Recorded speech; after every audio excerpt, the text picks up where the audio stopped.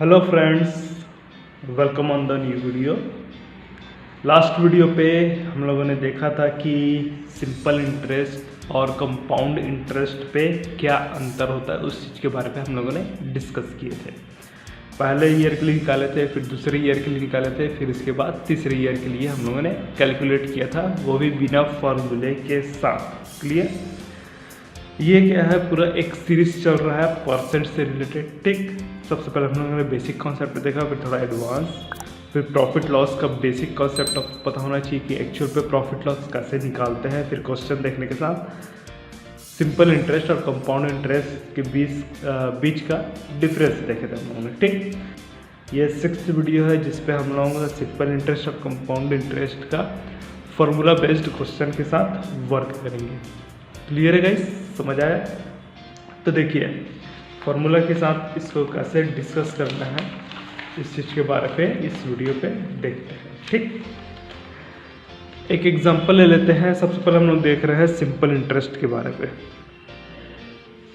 Clear? Simple interest, इसको हिंदी में बोलते हैं साधारण ब्याज।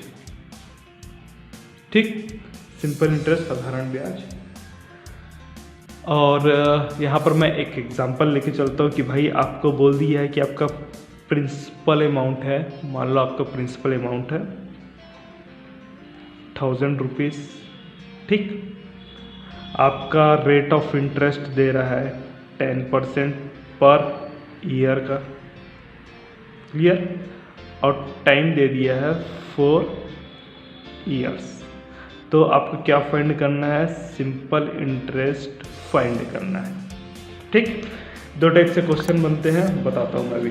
देखिए, पहले जो लास्ट वाला जो हम लोगों ने वीडियो देखा था उसमें क्या था, पहले ईयर के लिए आप निकाल लिए, इजी पड़ गया। ठीक, दूसरे ईयर के लिए भी आपने निकाल लिया, लेकिन जब बात आता है तीसरे ईयर के लिए या फिर चौथे, पाँचवें, छठवें ईयर के लिए, तो उस टाइम पे आपको फॉर्मूले की ज़रूरत पड़ती है, क्योंकि इतना कैलकुलेशन करना रहता है। ठीक, ये कैलकुलेशन ना करना पड़े इसलिए आपको फॉर्मूले की ज़रूरत पड़ती है। क्लियर है?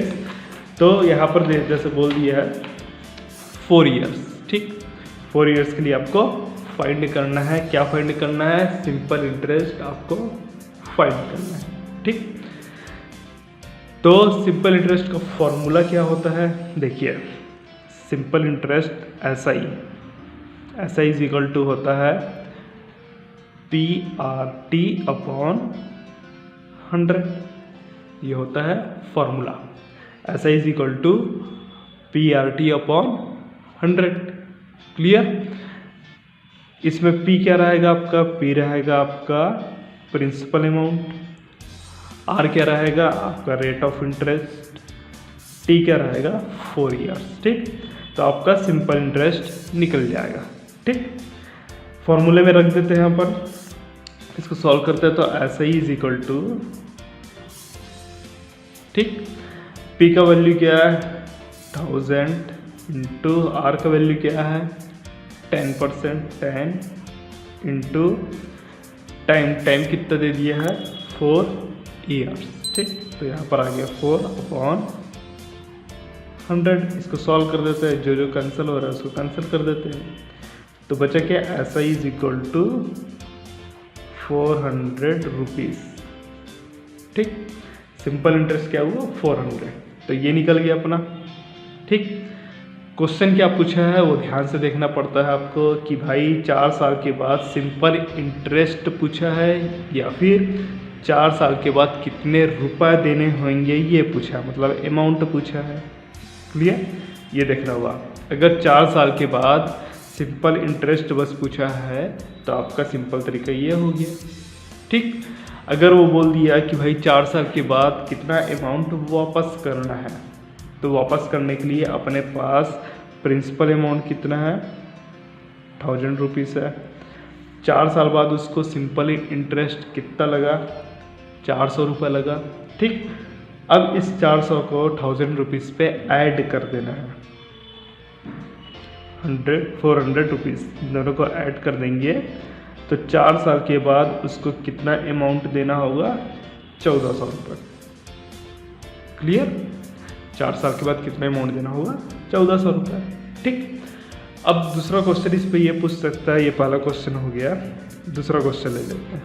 ठीक, दूसरा क्वेश्चन ये पूछ दिया कि भाई पी आपका 1000 रुपीज़ है, आर आपका 10% है, टाइम आप फाइंड करके बताइए, और ऐसा ही दे दिया है आपको 400 रुपीज़। ठीक, मतलब ये जो फॉर्मूला है ऐसा ही is equal to PRT upon 100। ठीक, तो PRT में से और ऐसा ही में से कुछ भी एक वैल्यू आपको अननोन दे देगा। ठीक, और बाकी जो है आपको फाइंड करने बोलेगा। क्लियर, एक वैल्यू कोई भी आपको अननोन दे देगा और उसकी वैल्यू फाइंड करने बोलेगा, बाकी वैल्यू आपको दे दिया।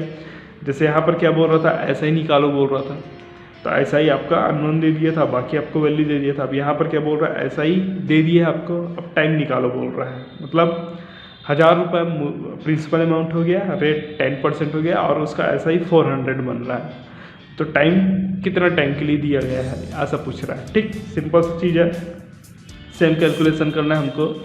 ऐसा ही कितना फॉर्मूला क्या होता है, देखो, ऐसा is equal to PRT upon 100। Clear, यहाँ पर ऐसा ही का वैल्यू कितना दे दिया है 400, P कितना दे दिया है 1000, R कितना दे दिया है 10%, ये डॉट है, डॉट का मतलब होता है इनटू, टाइम कितना दे दिया 4। क्लियर, और अपन आ गया 100, टाइम कितना दिया, टाइम तो अपन को फाइंड करना है, सॉरी यहाँ पर आ जाएगा टी ले लेते हैं, ये कैंसिल, ये कैंसिल, ये कैंसिल, ये कैंसिल, तो क्या हुआ 400 is equal to 100 dot T. अब टी की वैल्यू निकालना है तो टी को यहाँ रख देते हैं, बाकी को ट्रांसफर कर देते हैं 400 अपॉन 100, ये कैंसिल, ये cancel, is equal to 4 years. ठीक, क्लियर हो गया। तो कोई भी एक मिसिंग वैल्यू रहेगा, बाकी आपको फाइंड करना होगा। क्लियर है गाइस।